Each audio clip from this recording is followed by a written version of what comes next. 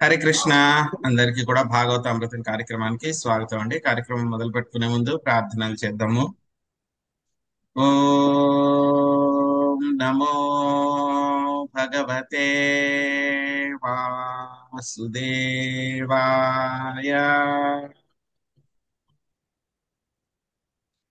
ఓం నమో భగవతే వాసుదేవాయ.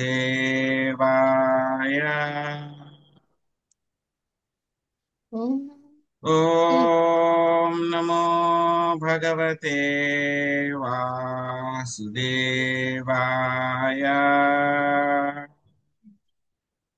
నారాయణం నమస్కృత్య నరం చైవ నరోత్తమం దేవీం సరస్వతిం వ్యాసం తతో జయముదీరయే.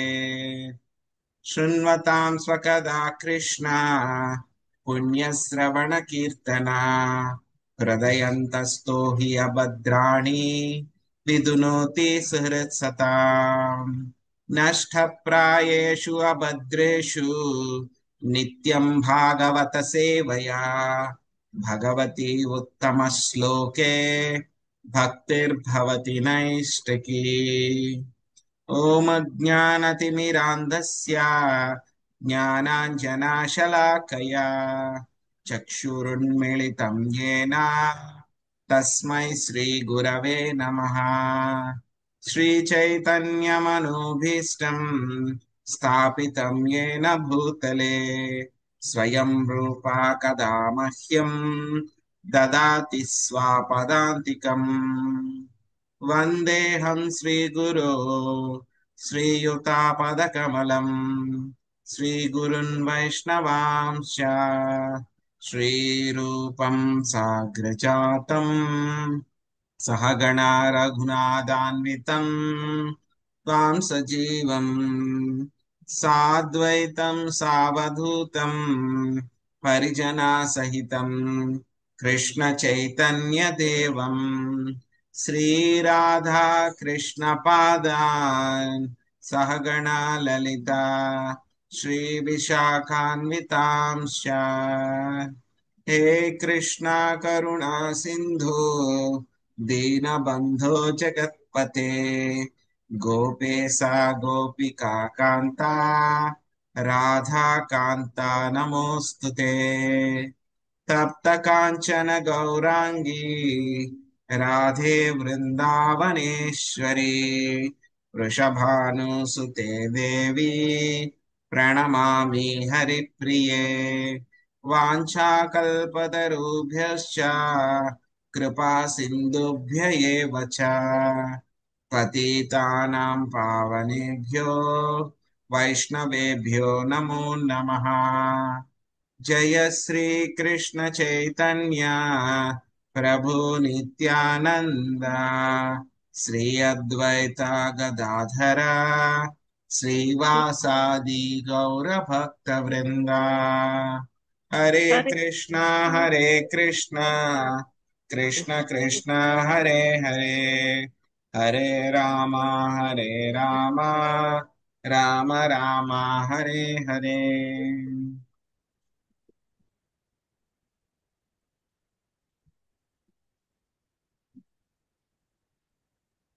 హరే కృష్ణ. ఈరోజు మనము శ్రీమద్ భాగవతము 13వ అధ్యాయము సప్తమ స్కందంలో 13వ అధ్యాయం నుంచి మనము 34వ శ్లోకం నుంచి నేర్చుకోవడానికి ప్రయత్నిద్దాము.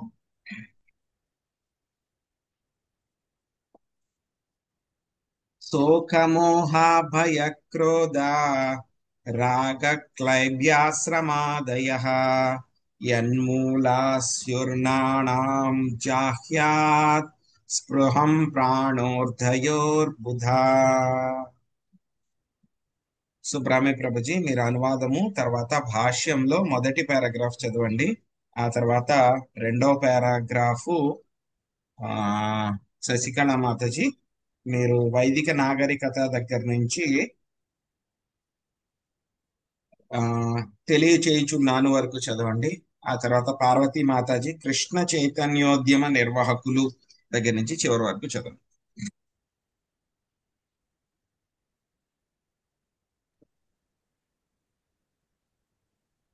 హరే కృష్ణ ప్రభుజీ. హరే కృష్ణ. బుద్ధిమంతులకు మానవులు శోకము, మోహము, భయము, క్రోధము, రాగము, ధైన్యము, అనవసరము శ్రమకు గల మూల కారణమును త్యజించవలెను. అనవసరమైన ధన ప్రతిష్టల కోరికయే ఆ మూల కారణము. భాష్యము. వైదిక నాగరికతకు నవీన నాగరికతకు భేదము ఇచ్చటనే ఉన్నది. వైదిక నాగరికత ఆత్మానుభూతిని గూర్చి అక్కరను కలిగి ఉండును. తత్ప్రయోజనార్థము దేహ పోషణ కొరకు మనుజుడు కొంత ఆదాయమును కలిగి ఉండవలెనని ఉపదేశింపబడినది. సంఘము బ్రాహ్మణులు, క్షత్రియులు, వైశ్యులు, శూద్రులుగా విభజింపబడి వారందరూ తమ అవసరములు తీరునంత వరకే శ్రమించేది వారు. ముఖ్యముగా బ్రాహ్మణులకు భౌతిక వాంఛలే ఉండవు. క్షత్రియులు ప్రజాపాలనము చేయవలసి ఉండును కనుక ధర్మ ప్రతిష్టలు వారికి అవసరమై ఉండును. వైశ్యులు వ్యవసాయ ఉత్పత్తులతోనూ గోక్షీరముతోనూ తృప్తి చెందడివారు. అది ఎక్కువగా లభించినప్పుడే వర్తకము అనుమతించబడినది. ఈ మూడు ఉన్నత వర్ణముల నుండి అన్నము, ఆశ్రయము లభించినందున శూద్రులు కూడా సుఖముగా నుండిరి. కాని నవనాగరికతకు చెందిన ఈనాడు బ్రాహ్మణులు లేదా క్షత్రియులనేది ప్రశ్నయే లేదు. కేవలము నామమాత్ర శూద్రులు సమృద్ధి కలిగిన వ్యాపారులే అవుతున్నారు. వారికి జీవిత లక్ష్యమే ఉండదు. హరే కృష్ణ ప్రభుజీ. హరే కృష్ణ ప్రభుజీ, ప్రణామాలు. వైదిక నాగరికతను అనుసరించి జీవితం యొక్క చర్మ పూర్ణత్వము సన్యాస స్వీకారము. కానీ సన్యాసమును గూర్చి ప్రస్తుతము జనులు ఎరుగరు. సాంఘిక బాధ్యతలను తప్పించుకొనుటకే మనిషి సన్యాసమును స్వీకరించునని అపోహతో వారు తలంచుచుందురు. సాధారణంగా మనుజుడు ఆధ్యాత్మిక జీవనమందలి చతురస్థితిగా సన్యాసమును స్వీకరించును. తొలుత బ్రహ్మచారి అయి తదుపరి గృహస్థునిగా వానపస్తునిగా మారి చివరకు సన్యాసి అయి అతడు ఆత్మానుభవ సాధనలో నెలకొని జీవిత ప్రయోజనమును బడైను. ఇంటింటికి వెళ్లి విషమెత్తి ఇంద్రియ ప్రీత్యర్థము ధనమును కూడబెట్టుట సన్యాసి ముఖ్య అర్థము కాదు. కానీ కలియుగమునందు జనులు దాదాపుగా ఇంద్రియ భోగ పరాయణులే అయి ఉందరు కనుక అపరిపక్వమగు సన్యాసము ఉపదేశించబడలేదు. ఉపదేశామృతం 2 అనేది గ్రంథమున శ్రీల రూప గోస్వామి ఇట్లు తెలిపి ఉన్నాను. అత్యాహార ప్రయాస ప్రజల్ప నియమగ్రహ జనసంగశ్చ లౌల్యం చ షడ్భిర్భక్తి వినశ్యతి. 1 అవసరమునకు మించి భుజించుట లేదా అవసరము కన్నను ఎక్కువ నిధులను ప్రోగు చేయుట. 2 మిక్కిలి కష్టము చే సంప్రాప్తమయ్యేది లౌకిక వస్తువుల కొరకు తీవ్ర ప్రయాసపడుట. 3 గ్రామ విషయములను గూర్చి అనవసరంగా మాట్లాడుట. 4 శాస్త్ర నియమ నిబంధనలను ఆధ్యాత్మికోన్నతి కొరకు గాక మొక్కుబడిగా ఆచరించుట లేదా శాస్త్ర నియమ నిబంధనలను విడిచిపెట్టి స్వతంత్రముగా అనగా చపల చిత్తంతో వర్తించుట. 5 కృష్ణ భక్తి భావన యందు అభిరుచి లేనట్టి లౌకికులతో సాంగత్యము. 6 లౌకికమైనవి సాధించుటకు అత్యాశ అనేది 6 కర్మలలో అతిగా చిక్కుబడినప్పుడు మనుషుడి భక్తి నశింపగలదు. సన్యాసి అయిన వాడు కృష్ణ భక్తి ప్రచారమునకు ఉద్దేశింపబడిన సంస్థను స్థాపించవచ్చు. తన కొరకు అతడు ధనమును ప్రోగు చేసి కొనరాదు. అంతవరకేనా ప్రభుజీ? అంతే మాతాజీ. ధన్యవాదాలు ప్రభు. హరే కృష్ణ. మన కృష్ణ చైతన్యోద్యమమున ధనము ప్రోగు పడినంతనే దానిలో సగభాగమును గ్రంథ ముద్రణకు, మిగిలిన సగభాగమును ప్రపంచమంతటను కృష్ణ మందిరములను నిర్మించుటకు ఖర్చుల కొరకు వాడవలనని నేను తెలియజేయుచున్నాను. కృష్ణ చైతన్యోద్యమ నిర్వాహకులు ఈ విషయమున అత్యంత సావధానులై ఉండవలెను. ఏనిచో ధనము, శోకము, మోహము, భయము, క్రోధము, రాగము, దైన్యము, అనవసరమగు శ్రమకు కారణమగును. బృందావనములో ఒంటరిగా ఉన్నప్పుడు మఠములను గుళ్లను నిర్మించుటకు నేను యత్నించలేదు. భగవద్ దర్శనము అనేది ఆధ్యాత్మిక పత్రికను అమ్మగా వచ్చిన కొద్దిపాటి ధనముతో పూర్తిగా తృప్తి చెందిన వాడినై నా అవసరములను కొనుటయే గాక పుస్తకములను కూడా ముద్రించి ఉంటిని. పాశ్చాత్య దేశమునకు వెళ్ళినప్పుడు కూడా నేను ఇదే విధముగా జీవించి తిని. కానీ అమెరికా దేశస్థులు, ఐరోపా దేశస్థులు పుష్కలముగా ధనము నొసగినప్పుడే ఆలయ నిర్మాణములను, శ్రీ విగ్రహారాధనను ఆరంభించి తిని. ఈ నియములనే ఇప్పటికీ అనుసరింపవలసి ఉన్నది. వచ్చిన ధనమునంతటిని కృష్ణుని కొరకే ఖర్చు పెట్టవలెను, కానీ దమ్మిడిని కూడా ఇంద్రియ తృప్తికి వాడరాదు. ఇదే భాగవత నియమము. హరే కృష్ణ మాతాజీ, ధన్యవాదాలు. హరే కృష్ణ. సో తెలివైనటువంటి వాళ్ళు ఏమి చెయ్యాలి అనేటువంటి విషయం మనకి ఈ శ్లోకంలో చెప్తున్నారు. ఏం చెప్తున్నారు? శోకమోహ భయక్రోధ రాగ క్లైబ్య శ్రమాదయ. ఏం చేస్తుంది? ఆ తర్వాత ఇంకేం చెప్తున్నారు? జన్మూల స్యూనృణాం జాయత్ స్పృహం ప్రాణార్థ యోర్భుత. ఏంటి దీని యొక్క అర్థం? మొత్తం అనవసరమైనటువంటి ధనము, ప్రతిష్టల మీద కోరికయే వీటన్నింటికి మూల కారణము. అన్నింటికి మూల కారణం ఏమిటి? మనకి అనవసరమైనటువంటి విషయాలకి మూల కారణము మొట్టమొదటిది ధనము, రెండవది ప్రతిష్ట. ఈ రెండింటి కోసం పాకులాడడం మూలంగానే ఏమవుతుంది? ఇవన్నీ కూడా దేనికి దారి తీస్తుందంటే ఇవన్నీ కూడాను శోకము. శోకము అంటే కనుక అయ్యో నా దగ్గర పోయిందే, వచ్చేంత వరకు కూడా నాకు అయ్యో రాలేదే రాలేదే రాలేదే అని ఉంటుంది. వచ్చిన తర్వాత అయ్యో దీన్ని ఎవరైనా తీసేసుకుంటారేమో, ఎవరైనా పట్టుకెళ్ళిపోతారేమో, ఎవరైనా నా దగ్గర నుంచి లాక్కుంటారేమో అని చెప్పి, ఎవరైనా దొంగిలిస్తారేమో అని చెప్పి అప్పుడు కూడా బాధ. సో రాకముందు బాధే, వచ్చిన తర్వాత కూడా బాధే. మధ్యలో కొంచెం సేపు మాత్రమే, వచ్చిన తర్వాత ఒక 2 రోజులు, ఒక 10 రోజులు మనకు ఆనందం ఉంటుంది అంతే. అది మనకి ఏంటది? ఈ యొక్క శోకము, లామెంటేషన్ అన్నమాట. ఆ తర్వాత ఏమిటి? మనకి మోహం, దాని మీద మోహం కలుగుతూ ఉంటుంది అనమాట. మోహము అని అంటే కనుక ఇల్యూషన్. సో ఆ తర్వాత ఇంకేమిటి? తర్వాత భయము, భయానికి కూడా కారణం అదే. తర్వాత ఏమవుతుంది? క్రోధానికి, అదే విధంగా మనకి బంధం కలిగించడానికి రాగము. రాగము అంటే కనుక అటాచ్మెంట్, దాని పట్ల మనకి బాగా అటాచ్మెంట్ అయిపోతుంది, బంధం అయిపోతుంది అన్నమాట. దాన్ని రాగం అంటారు. సో ఆ తర్వాత ఇంకేంటి? దైన్యము, అనవసరమైనటువంటి శ్రమ. దైన్యము అంటే కనుక పేదరికము, ఆ తర్వాత అనవసరమైనటువంటి శ్రమ. వీటన్నింటికి కూడా మూల కారణమైనటువంటి ధనము, ప్రతిష్ట, ఈ రెండింటిని కూడా మనం త్యజించాలి.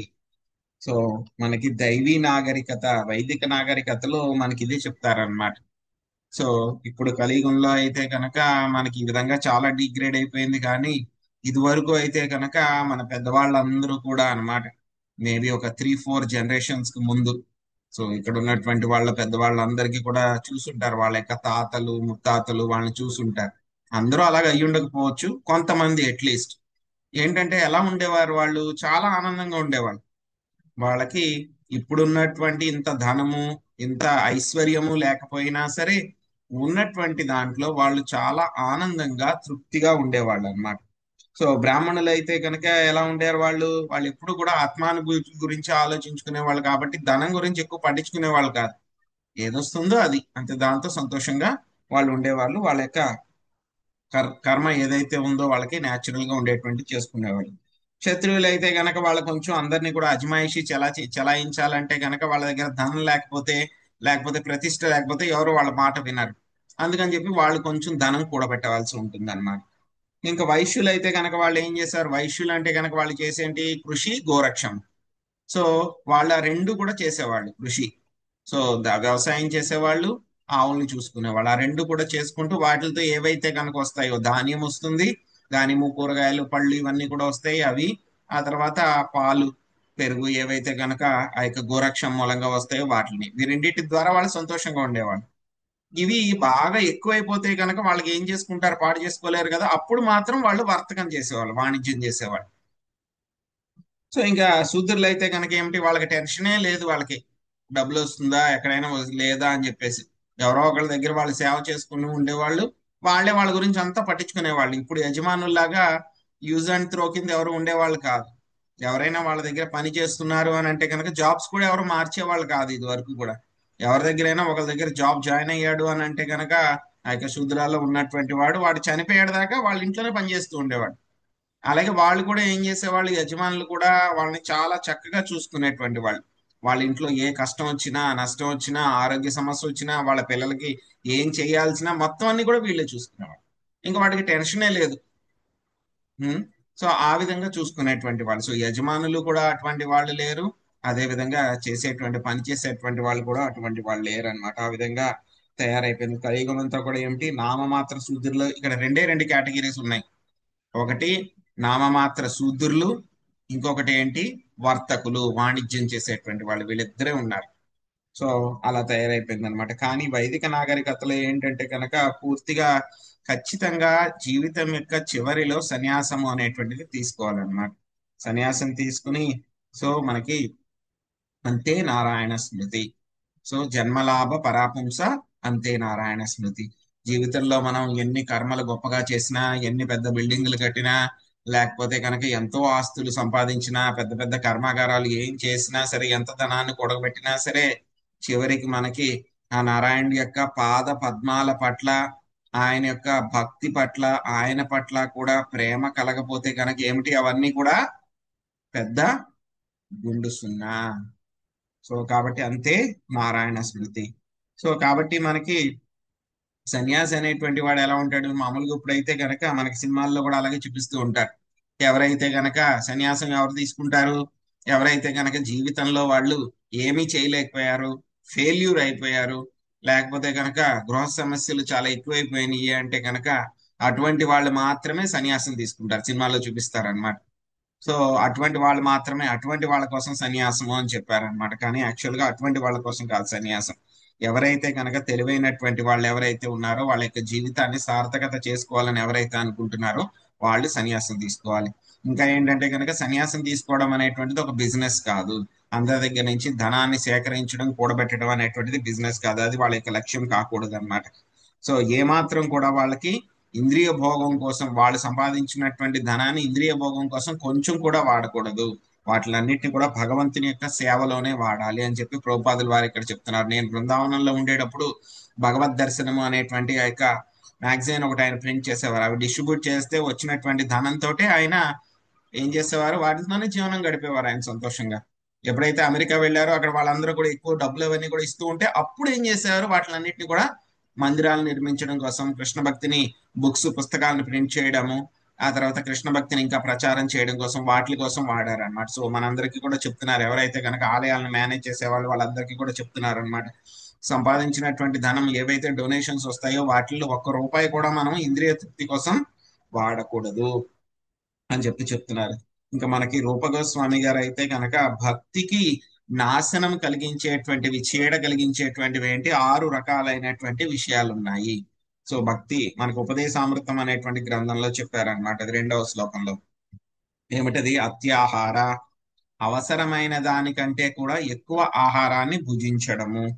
ఇంకొకటి 2 రకాల అత్యాహార, ఒకటి అవసరమైన దానికంటే ఎక్కువ ఆహారాన్ని భుజించడము, రెండవది ఏమిటి, అవసరమైన దానికంటే కూడా ఎక్కువ ధనాన్ని కూడబెట్టడము. తర్వాత రెండవ విషయం ఏమిటి, సో ప్రయాస.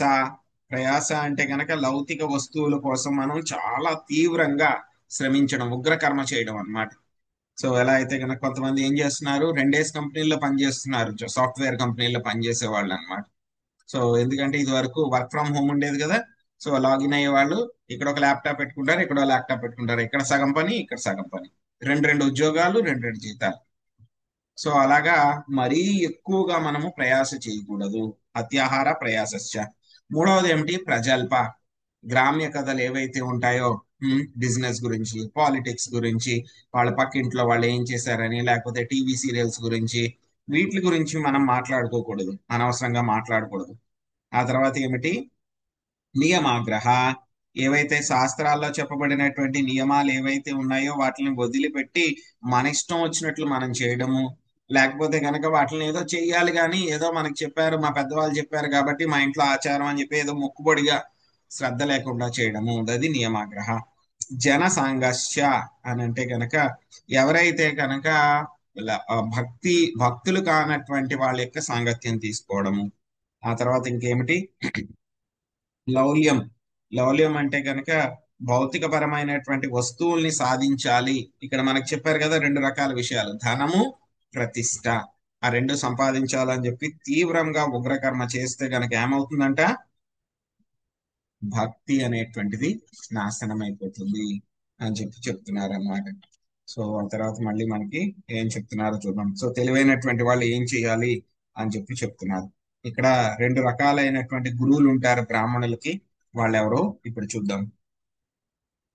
మధుకారా మహాసర్పౌ లోకేస్మిన్నో గురుత్తమా వైరాగ్యం పరితోషం చ ప్రాప్తాయ శిక్షయా వ్యయం. లక్ష్మీ మాతాజీ, జీ లక్ష్మీ మాతాజీ చదవండి.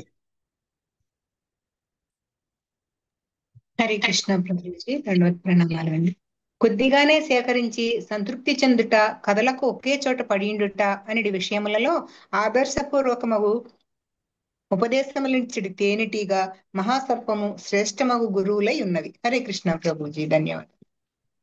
విరాగ సర్వకామేభ్య శిక్షితో మే మధువ్రతాత్ పృచ్ఛాప్తం మధువర్తిత్తం హత్వాప్యన్యో హరేత్ పతిం.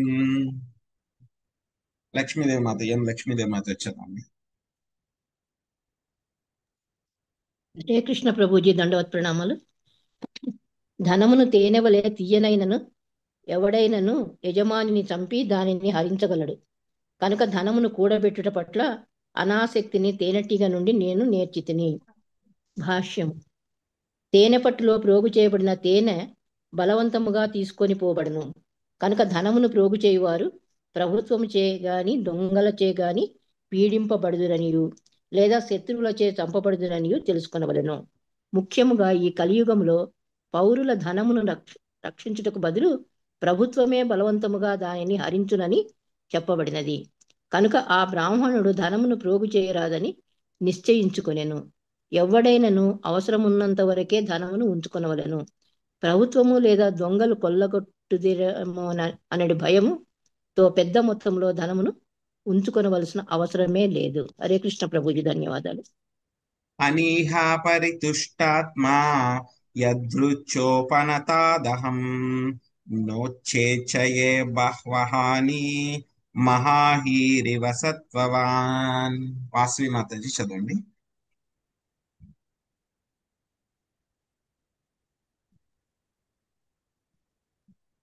హరే కృష్ణ ప్రభుజీ. దేని కొరకు యత్నింపగా లభించిన దానితో నేను సంతృప్తి చెందుదును. ఏదియును లభించినచో కొండ చిలువ వలె ఓర్పుతోనూ ధైర్యముతోనూ బహుదినముల వరకు పడియుందును. భాష్యము బై శ్రీల ప్రభుపాదికి జయ. మనుజుడు తేనెతీగ నుండి వైరాగ్యమును నేర్పవలను. అవి అచ్చటచ్చట నుండి మకరందమును సేకరించి తేనె పట్టులో దాచుకొనును. కానీ ఎవడో వచ్చి వాటికి తేనెను ఏమాత్రము మిగల్చక సమస్తమును హరింపవేయును. కనుక అవసరమునకు మించిన ధనమును ఉంచుకోనరాదని తేనెతీగ నుండి మనుజుడు నేర్పవలెను. అట్లే ఒకే చోట పలు దినములు ఆహారం లేకుండా పడి ఉండి దానంతట అదే లభించినప్పుడు భుజించుటను అజగ్రం నుండి నేర్వవలెను. ఈ ప్రకారము ఆ బ్రాహ్మణుడు తేనెతీగ అజగ్రములననేది జీవుల నుండి బడసిన ఉపదేశములను ఒసిగెను. Thank you Prabhuji. సో ఇక్కడ 3 శ్లోకాల్లో కూడా బ్రాహ్మణుడు నాకు 2 గురువులు ఉన్నారు అని చెప్తున్నారు అనమాట. ఒక గురువు ఏమిటి, తేనెటీగ. రెండవ గురువు ఏమిటి, కొండ చిలువ. సో తేనెటీగ ఏం చేస్తుంది, మొత్తం అన్ని చోట్లకి వెళ్తుంది. కొంచెం కొంచెం తేనె చాలా కష్టపడి వాటిలన్నిటిని కూడా సేకరించుకుని ఒక చోట పెట్టుకుంటుంది.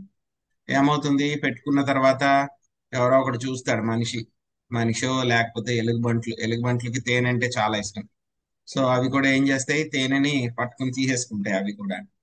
సో అలా బాగా తయారు చేసి కూడబెట్టుకుంటే కనుక ఏమవుతుంది, ఎవరో ఒకళ్ళ కన్ను దాని మీద పడుతుంది. వాళ్ళు ఏం చేస్తారు, వెళ్ళి చక్కగా దాన్ని లాక్కుని వచ్చేస్తారు. మొత్తం అది అప్పుడు దాకా కష్టపడి సంపాదించుకున్నదంతా పోతుంది. సో అందుకని చెప్పేసి ఇక్కడ బ్రాహ్మణుడు ఏం చెప్తున్నారు, సో అలాగే మనం ఎక్కువ ధనాన్ని కూడబెడితే కనుక ఎవరో ఒకళ్ళు దాన్ని హరించేటువంటి అవకాశం ఉంది. సో కాబట్టి మనకి ఎంత కావాలో అంతవరకు మాత్రమే మనం ధనాన్ని సేకరించి పెట్టుకోవాలి. మరీ ఎక్కువగా పెట్టుకుంటే కనుక ఇలాగ ఎవరో ఒకళ్ళు తేనెటీగను ఎలా అయితే కనుక వాళ్ళందరూ కూడా తేనెని తీసేసుకుంటారో తేనెటీగల దగ్గర నుంచి, అలాగే ఎవరైనా సరే ధనాన్ని తీసేసుకోవచ్చు. కాబట్టి అవసరమైన దానికంటే కూడా ఎక్కువ మనము సంపాదించకూడదు అని చెప్తున్నారు. అందుకే దాని దగ్గర నుంచి ఏం నేర్చుకుంటున్నాను అని చెప్పి చెప్తున్నారు, వైరాగ్యాన్ని నేను నేర్చుకున్నాను తేనెటీగల దగ్గర నుంచి అని చెప్పి చెప్తున్నారు. ఆ తర్వాత ఇంకా కొండ చిలువ అనమాట. కొండ చిలువ ఏం చేస్తుంది, మిగతా పాములు అనుకోండి అవి ఏం చేస్తాయి, చాలా ఫాస్ట్ గా వెళ్తాయి, చిన్న చిన్న పాములు, మిగతా అన్ని రకాల పాములు. కానీ కొండ చిలువ మాత్రం ఎలా వెళ్తుంది, చాలా స్లోగా ఉంటుంది. అది అసలు కదలడానికి వెళ్ళడానికే దానికి చాలా ఎక్కువసేపు పడుతుంది. కానీ కొండ చిలువ ఏం చేస్తుంది, ఎక్కడో ఒక చోట పడి ఉంటుంది అనమాట. ఎప్పుడో ఒకప్పుడు చాలా ఓపికగా పడి ఉంటుంది. ఏదో ఒకటి జంతువు ఏదో ఒకటి ఎప్పుడో దాని దగ్గరికి వస్తుంది, వస్తే కనుక అప్పుడు అదిని చూసి దాన్ని పట్టుకుని అది తింటుంది అనమాట. సో అలాగే నేను కూడా ఏం చేస్తున్నాను, చాలా ఓపికగా ఓర్పుతోటి నేను ఒక చోట ఎక్కడో చోట ఉంటాను. ఏదైనా సరే నాకు ఆహారం దొరికితే కనుక దాన్ని నేను స్వీకరిస్తాను, ఒకేసారి ఎక్కువ తీసుకుంటా. కానీ ఏం చేస్తాను, నాకు ఆహారం ఏది దొరకకపోతే కనుక ఏం చేస్తాను, ఎన్ని రోజులైనా ఆహారం దొరకకపోయినా సరే నేను అలాగే ఉంటాను. ఇక్కడ అవధూత బ్రాహ్మణ ఏం చెప్తున్నారు అని అంటే కనుక ఆయన యొక్క లైఫ్ స్టైల్, జీవన విధానం ఏ విధంగా ఉంది, ఆ జీవన విధానాన్ని నేను ఎవరి దగ్గర నుంచి నేర్చుకుంటున్నాను అనేటువంటి విషయాలు చెప్తున్నారు అన్నమాట. సో ఇద్దరు గురువులు, తేనెటీగలు ఆ తర్వాత కొండ చిలువలు అన్నమాట.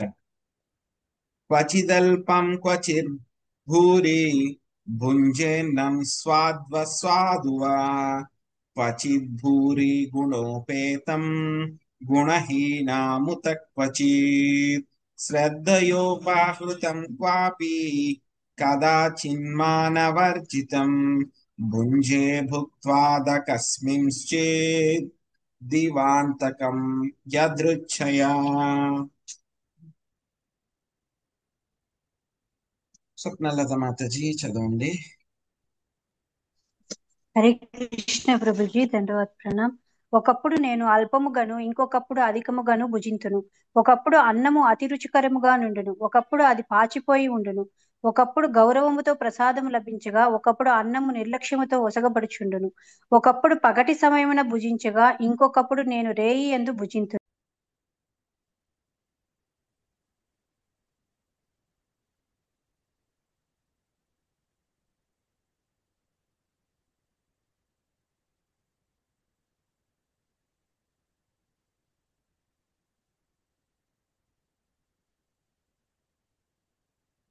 సో యోగి ఏ విధంగా భౌతిక ఆకర్షణ నుంచి బయటపడి ఏం చెప్తున్నారు, ఆయన యొక్క ఏదైతే భేదభావాలు ఏవైతే ఉన్నాయో మనస్సుని వాటిలో విలీనం చేసుకుని ఆ తర్వాత దాన్ని విద్యాహంకారంలో విలీనం చేసి విద్యాహంకారాన్ని మహత్తత్వంలో లయం కావించాలి అని చెప్తున్నారు.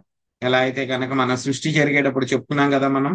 సో ఎలా అయితే కనుక ఈ యొక్క మహత్తత్వం నుంచి విద్యాహంకారం వస్తుంది, విద్యాహంకారం నుంచి మనస్సు వస్తుంది, మనస్సు నుంచి త్రిగుణాలు, సో ఇవన్నీ కూడా మిగతావన్నీ కూడా వస్తాయని ఎలాగైతే చెప్పామో, ఏదైతే కనుక మనకి ఎలా అయితే జనరేట్ అయ్యిందో మనం దాన్ని క్లోజ్ చేయాలంటే మళ్ళీ మనం వెనక్కి అలాగే వెళ్ళాలన్నమాట. సో అదే విషయాన్ని మనకి ఇక్కడ చెప్తున్నారు అనమాట. ఆత్మానుభూతౌ తం మాయం జుహూయాత్ సత్యదజ్ముని తతో నిరీహో విరమేత్ స్వానుభూత్యాత్మని స్థితః. సో ఆడపసిదేవి మాతాజీ అనువాదం చదవండి. హరే కృష్ణ ప్రభుజీ. విద్వాంసుడగు ముని భౌతిక అస్తిత్వము మాయ అని అవగతము చేసుకొనవలెను. అది కేవలము భూతితోనే సాధ్యపడును. సత్య దర్శనము కావించిన ఆత్మదర్శి ఆత్మానుభూతి ఎందే నిలిచిన వాడై సమస్త మగు లౌకిక కర్మల నుండి విరమింపవలెను. భాష్యం వచ్చాను ప్రభుజీ. మహాలక్ష్మి మాతాజీ. సరే.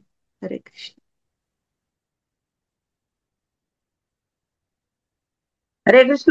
హరే కృష్ణ ప్రభుజీ. నన్నా ప్రభు. హరే కృష్ణ ప్రభుజీ, దండ ప్రణామాలు.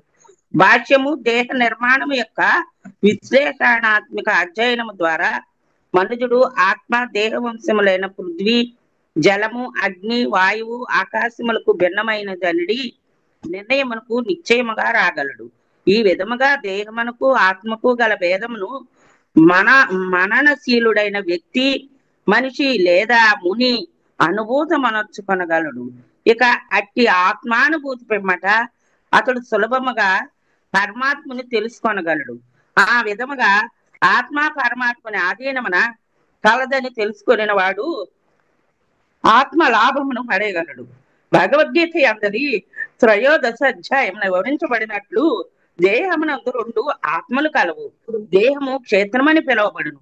దాని యందు ఇరువురు క్షేత్రజ్ఞులు క్షేత్రమునందు నివసించి ఉన్నవారు కలరు. జీవాత్మ పరమాత్మలే ఆ క్షేత్రజ్ఞులు. వారు ఒకే వృక్షముపై భౌతిక దేహము కూర్చుని ఉన్నట్టు రెండు పక్షులు వంటి వారు. విస్మృతి కలిగినట్టి ఒక పక్షి ఇతర పక్షి ఉపదేశములను లక్ష్య పెట్టక వృక్ష ఫలములను ఆరగించుచుండగా మిగిలిన పక్షి మొదట పక్షి యొక్క కర్మలకు సాక్షిగా ఉన్నది. ఎల్లప్పుడూ తనతో పాటుగా ఉండి వివిధ దేహములలో మార్గదర్శనము చేసినట్టి పరమ మిత్రుని అవగతము చేసుకొనినప్పుడు విస్మృతి కలిగిన పక్షి పరమాత్ముని ఆశ్రయించగలదు. జ్ఞానావస్థిత తగ్గతేన మనసా పశ్యంతి యం యోగిన అని యోగ విధానములో చెప్పబడినది. మనుజుడు నిజముగా పరిపూర్ణ యోగి అయినప్పుడు ధ్యానము ద్వారా పరమ మిత్రుని కాంచగలిగి అతనికి శరణుజొచ్చును. అది ఏ భక్తి యోగమునకు కృష్ణ భక్తి పూర్ణమగు నిజమైన జీవితము శుభారంభము. హరే కృష్ణ ప్రభుజీ, దండ ప్రణామాలు. మధ్యలో నెట్టపోయింది ప్రభుజీ, అందుకని. హరే కృష్ణ. సో ఈ యొక్క సాంఖ్య యోగం ద్వారా మనకి ఏం చెప్తారు, అందులోనూ మనం పూర్తిగా విశ్లేషణ చేస్తారనమాట. భౌతికపరమైనటువంటి విషయాలు ఏవైతే ఉన్నాయో అన్ని కూడా మొత్తం 24 మూలకాలతో అన్ని తయారైనవి అని చెప్పి ఆ యొక్క విశ్లేషణ మనకి చేస్తారనమాట. సో ఈ యొక్క భౌతికపరమైనటువంటి విశ్లేషణ చేస్తారన్నమాట. సో ఆ విధంగా విశ్లేషణ చేస్తే కనుక మనకి ఏమర్థం అవుతుంది, మన యొక్క శరీరము పంచభూతాలతోటి తయారైంది. ఆ తర్వాత మనసు, బుద్ధి, అహంకారము, చిత్త, వీటిలన్నిటిలోనూ కూడా ఆత్మ చిక్కుకుపోయింది అని చెప్పి తెలుస్తుంది. ఎప్పుడైతే ఆత్మ చిక్కుకుపోయింది అనేటువంటి తెలుస్తుందో ఆత్మస్థాయికి వెళ్ళి ఆలోచిస్తాడు. సో ఆత్మస్థాయికి వెళ్ళి ఆలోచిస్తే కనుక అక్కడ వెంటనే ఏమర్థం అవుతుంది, ఆత్మస్థాయిలో ఆలోచించగలిగితే కనుక అక్కడ వెంటనే ఆత్మ పక్కనే పరమాత్మ ఉన్నారు. సో పరమాత్మ ఏం చేస్తున్నారు, మనం చెప్పుకున్నాం కదా, కథా ఉపనిషత్తులో కూడా మనకి 2 రకాలైనటువంటి పక్షులు ఉన్నాయి. ఒక చెట్టు మీద, ఆ 2 చెట్లలోనూ ఒక చెట్టు ఏమవుతుంది, సాక్షిభూతుడి కింద ఉంటుంది. రెండవ చెట్టు ఆ యొక్క పళ్ళని ఆరగించడానికి ప్రయత్నిస్తూ ఉంటుంది అని చెప్పి మనం చెప్పుకున్నాం.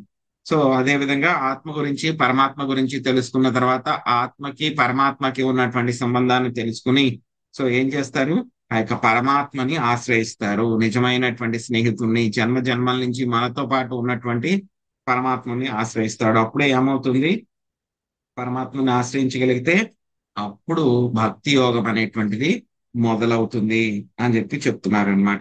సో తర్వాత ఇంకేం చెప్తున్నారు చూద్దాం. ఇంక చివరికి వచ్చేసింది ఆయన అవధూత బ్రాహ్మణ చెప్పడం. స్వాత్మవృత్తం యయేత్తం తే సుగుప్తామతివర్ణితం వ్యపేతం లోక శాస్త్రాభ్యాం భవాన్ హి భగవత్పరః. పద్మిని మాతాజీ అనువాదం చదవండి, భాష్యం పార్వతి మాత చదవండి. హరికృష్ణ ప్రభుజీ. ప్రహ్లాద, నీవు నిక్కముగా ఆత్మదర్శివి, భగవద్భక్తుడవు. జనుల అభిప్రాయమును గాని నామమాత్ర శాస్త్రమును గాని నీవు లక్ష్య పెట్టవు. ఈ కారణములనే నీ ఆత్యానుభూతి వృత్తమును నిస్సంకోచముగా నీకు వివరించి తిని. హరికృష్ణ. హరే కృష్ణ. నిజముగా కృష్ణ భక్తుడైన వాడు నామమాత్రముకు లోకాభిప్రాయములను గాని వైదిక తాత్విక సారస్వతమును గాని లక్ష్య పెట్టడు. ప్రహ్లాదుడు అటువంటి భక్తుడే కనుకనే తన తండ్రి ఆదేశములను విద్య గరుప వచ్చిన నామమాత్ర గురువుల ఆదేశములను అతడు ఉల్లంఘించెను. దానికి బదులు అతడు తన నిజ గురువగు నారదముని ఆదేశములనే పాటించి మహాభాగవతునిగా నిలిచిపోయెను. బుద్ధిమంతుడగని భక్తుని స్వభావము ఇట్లే ఉండును. యజ్ఞై సంకీర్తన ప్రాయర్జంతి హీం సుమేధ సహ అని శ్రీమద్ భాగవతము ఉపదేశించినది. కనుక బుద్ధిమంతుడు తనను నిత్య కృష్ణదాసునిగా తెలుసుకొని మా కృష్ణ చైతన్యోద్యమములో అంటే హరినామ సంకీర్తనోద్యమమును చేరి హరే కృష్ణ కృష్ణ కృష్ణ హరే హరే, హరే రామ రామ రామ హరే హరి అనుచు నిరంతరము హరినామ సంకీర్తనములో పాల్గొనవలెను. హరే కృష్ణ ప్రభుజీ, ధన్యవాదాలు. శ్రీనారదం వాచ ధర్మం పారమహంస్యం వైమునే శ్రుత్వా సురేశ్వరః పూజయిత్వా తతః ప్రీతా ఆమంత్ర్యాప్రయయౌ గృహం. స్వప్నలత మాతజీ మీరు అనువాదం చదవండి, భాష్యము అడప శ్రీదేవి మాత చదవండి. హరే కృష్ణ ప్రభు. నారద ముని పలికెను. దైత్యరాజుకు ప్రహ్లాదుడు ఆ ముని ఉపదేశములను వినినంతటా పరమహంస ధర్మములను ఎరుగగలిగెను. అంతటా అతడు మునిని యథోచితముగా అర్చించి అనుజ్ఞగొని తన గృహమునకు మరలెను. హరే కృష్ణ. నా భాష్యము. శ్రీ చైతన్య మహాప్రభు పలికిన విషయము చైతన్య చరితామృతము మధ్యలీల 8.128 నందు ఇట్లు తెలుపబడినది. కిబావిభ్ర కిబాన్యాసి శూద్రకేనే నయ ఏయి కృష్ణతత్వవేత్త సేయి గురుహయ. కృష్ణ సంబంధ విజ్ఞానము పూర్తిగా తెలిసినట్టి ఎవడైనను గురువు కాగలడు. కనుక భక్త ప్రహ్లాదుడు దానవుల నేలడి గృహస్థుడే అయినను పరమహంస అయి ఉన్నాడు. అందువలన అతడు మనకు గురువు. ఈ కారణముననే అతడు మహాజనులలో ఒకనిగా పేర్కొనబడినారు. స్వయముర్వర్ణ రథః శంభు కుమార కపిలో మనుః ప్రహ్లాదో జనకో భీష్మో బలిర్వ యాసకిర్వయం. సారాంశమే శ్రీమద్ భాగవతము 6వ స్కందం 3వ అధ్యాయం 20వ శ్లోకంలో సారాంశమేమనగా పరమహంస అయినవాడు మహాభాగవతుడు, భగవత్ ప్రీతియుడు. అట్టి పరమహంస బ్రహ్మచర్య, గృహస్థ, వానప్రస్థ, సన్యాసాశ్రములలో దేనియందున్నను ముక్తుడు, మహనీయుడే అయ్యుండును. శ్రీమద్ భాగవతమునందలి పరిపూర్ణ మానవుని నడవడి అను 7వ స్కందములోని 13వ అధ్యాయమునకు భక్తి వేదాంత భాష్యము సమాప్తము. Hare Krishna Hare Krishna Krishna Krishna Hare Hare Hare Rama Hare Rama Rama Rama Hare Hare. Thank you Prabhuji. Hare Krishna. So ఈ యొక్క అధ్యాయం పూర్తి చేసుకున్నాం మనం, 13వ అధ్యాయం. ఈ యొక్క అధ్యాయంలో మనకి ఏం నేర్చుకున్నాం మనం అంటే కనుక పరిపూర్ణమైనటువంటి మానవుడు అంటే కనుక పరమహంసలు ఏ విధంగా ఉంటారు అనేటువంటి విషయము మనకి అర్థమైంది అనమాట. సో ఎందుకు ఈ విషయాలన్నీ కూడా అవధూత బ్రాహ్మణ ప్రహ్లాద్ మహారాజుకి చెప్పారు? ఆయన మామూలుగా అయితే కనుక వేరే వాళ్ళు ఎవరికి కూడా చెప్పి ఉండకపోవచ్చు ఆయన ఈ విషయాలన్నీ కూడా. కానీ ప్రహ్లాద్ మహారాజుకి ఎందుకు చెప్పారు అని అంటే కనుక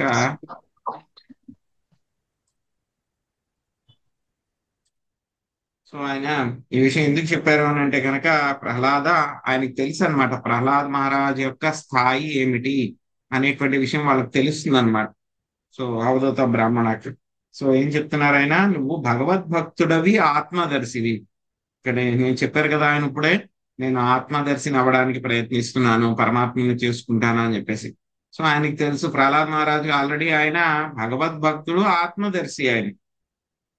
సో ఆయనకి చరిత్ర కూడా తెలుసు కాబట్టి ఎవరు చెప్పినటువంటి విషయాలను కానీ నామమాత్రమైనటువంటి శాస్త్రాలు కానీ ఆయన ఎప్పుడు కూడా వాటిని పట్టించుకోడు. ఆయన కేవలము అందుకని చెప్పి మాత్రమే నా యొక్క ఆత్మానుభూతికి సంబంధం, ఎందుకంటే మిగతా వాళ్ళకి చెప్పినా సరే వాళ్ళకి అర్థం అవ్వదు. అందుకని చెప్పి ఈ విషయాలన్నిటినీ కూడా నేను నీకు ఎటువంటి సంకోచము లేకుండా నీతో చెప్పానయ్యా నేను, లేకపోతే వేరే వాళ్ళతో చెప్పాను ఎక్స్క్లూజివ్ గా అని చెప్పి ప్రహ్లాద్ మహారాజ్కి ఆయన అవధూత బ్రాహ్మణ చెప్పడం మూలంగా ఆ యొక్క వృత్తాంతాన్ని నారదముని యుధిష్ఠిర మహారాజుకి చెప్పడం మూలంగా అది శ్రీమద్ భాగవతంలో రాయబట్టి మనకి అవధూతలు అని అంటే కనుక ఎలా ఉంటారు, వాళ్ళు చేసే పనులు ఏ విధంగా ఉంటాయి, వాళ్ళ యొక్క స్థాయి ఏ విధంగా ఉంటుంది. లేకపోతే కనుక మనకి చాలా మంది కనబడుతూ ఉంటారు, రోడ్డు మీద భిక్షం ఎత్తుకునే వాళ్ళు అందరూ చాలా మంది కనబడుతూ ఉంటారు.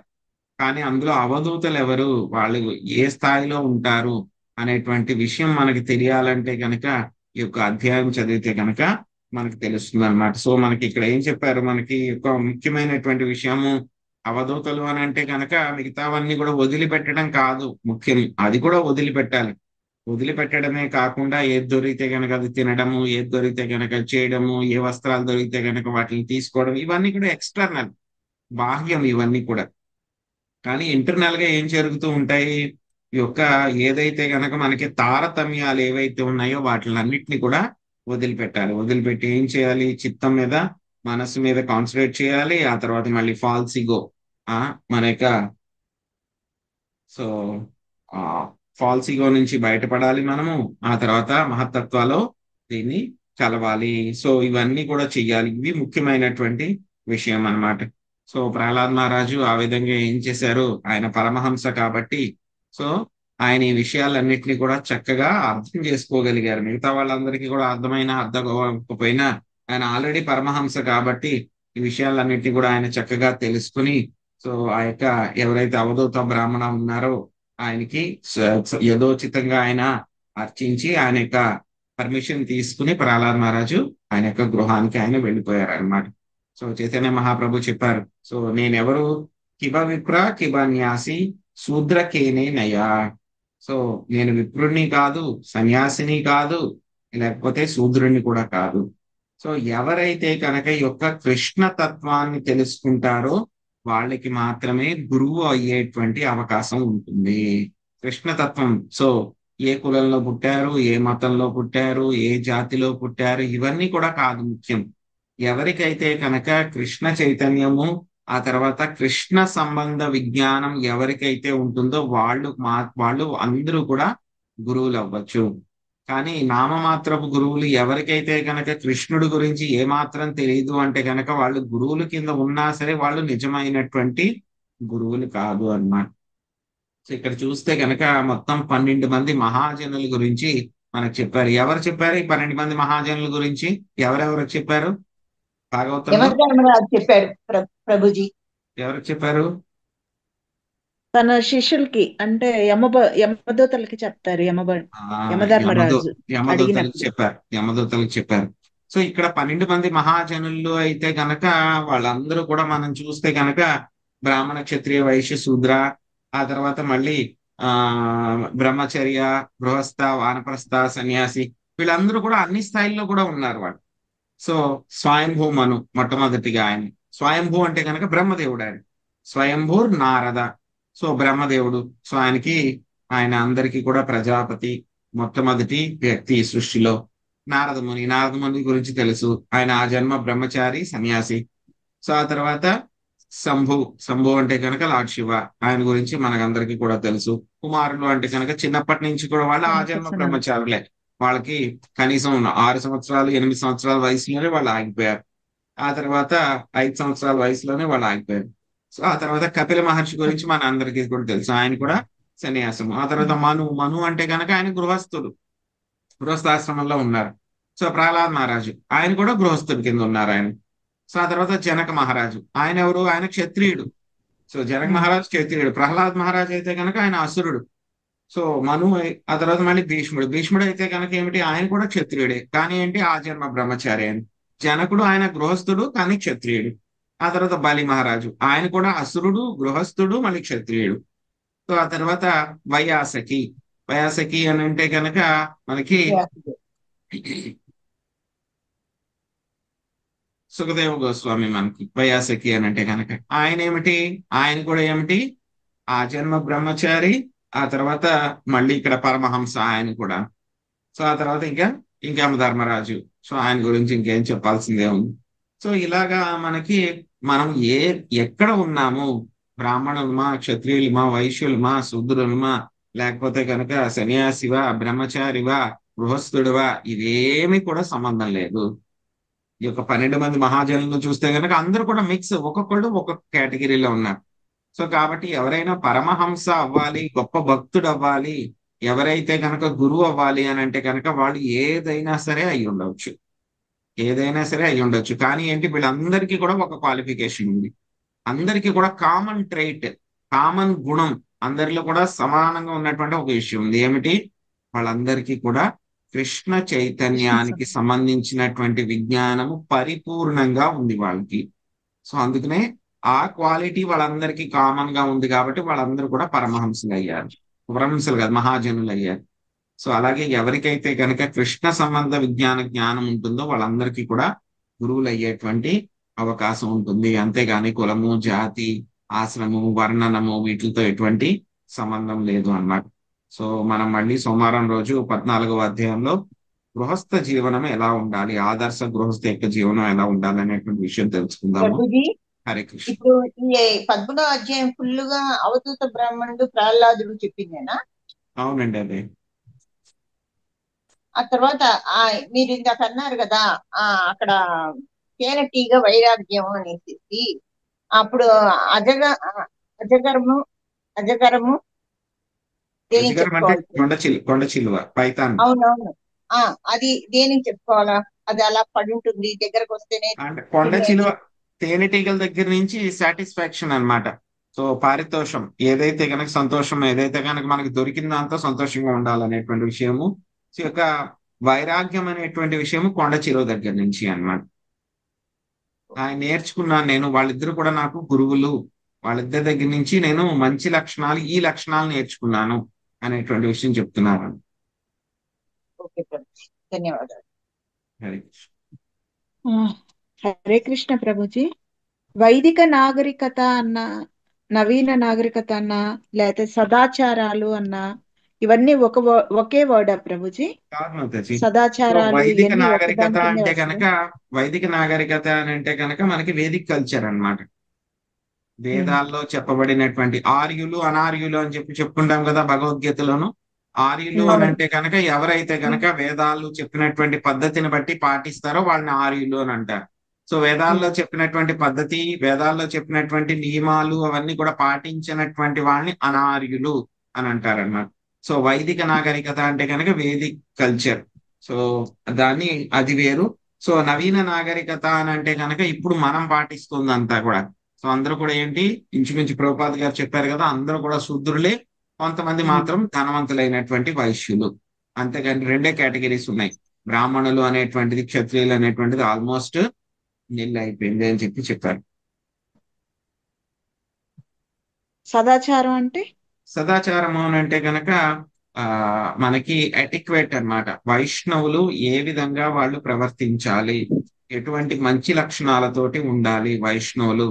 సో అటువంటి విషయం, మంచి ప్రవర్తనని సదాచారము అని అంటారు. సో వైష్ణవ ఎటిక్వేట్ అంటే కనుక వైష్ణవుల యొక్క సదాచారం. వైష్ణవులు ఏ విధంగా ప్రవర్తించాలి, వాళ్ళ యొక్క నడవడిక ఎలా ఉండాలి, వేరే వాళ్ళతోటి ఏ విధంగా ప్రవర్తించాలి, ఇటువంటి విషయాలన్నిటినీ కూడా సదాచారము అని అంటారు. అంటే ఎటిక్వేట్ అన్నమాట. మీరు రెండు చెప్పారు కదా ప్రభుజీ, వైదిక నాగరికత, సదాచారం. ఇంకోటి ఏం చెప్పారు? వైదిక నాగరికత అని అంటే కనుక వేదిక్ కల్చర్, ఒకటి సదాచారము. నవీన వేదాల్లో నాగరికత అంటే చెప్పింది కనుక, అన్నారు. నవీన నాగరికత అంటే ఇప్పుడు ప్రెసెంట్ మనం చేసేది, మనం ఓకే ఎక్కడైతే ఉన్నామో.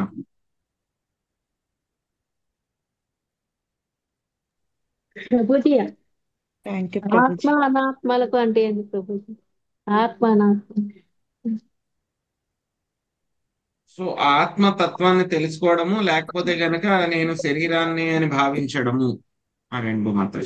కొంతమంది మనం రెండు స్థాయిల్లో ఉంటాం కదా, శరీర దేహ భావనలో ఉంటాం కదా మనము, అదొకటి. రెండవది ఆత్మ స్థాయిలో నేను ఆత్మని అని చెప్పి థియరిటికల్ గా, అంటే కనుక పుస్తకాల్లో చదువుకున్నదే కాకుండా ఆ స్థాయిలో వ్యవహరించగలగడం అన్నమాట ఆత్మదర్శి అని అంటే కనుక. సో మనకు కూడా తెలుసు ఆత్మ వేరు, శరీరం వేరు అని చెప్పి మనకు తెలుసు. కానీ ఏదైనా చిన్న దెబ్బ తగిలింది అనుకోండి, ఎవరైనా ఏమన్నా తిట్టారనుకోండి, వెంటనే మనం ఏడవడమో, లేకపోతే వాళ్ళతో ప్రతిక్రియ చేయడమో, లేకపోతే గొడవ పడడమో ఇవన్నీ చేస్తాం మనం. కానీ ఆత్మదర్శులు అయితే గనక వాళ్ళు గొడవ పడరు, ఇది నా శరీరానికి వచ్చింది అంతే కదా అని వాళ్ళు వదిలిపెట్టేస్తారు. కానీ మనం ఇంకా ఆ స్థాయిలోకి వెళ్ళలేదు అనమాట.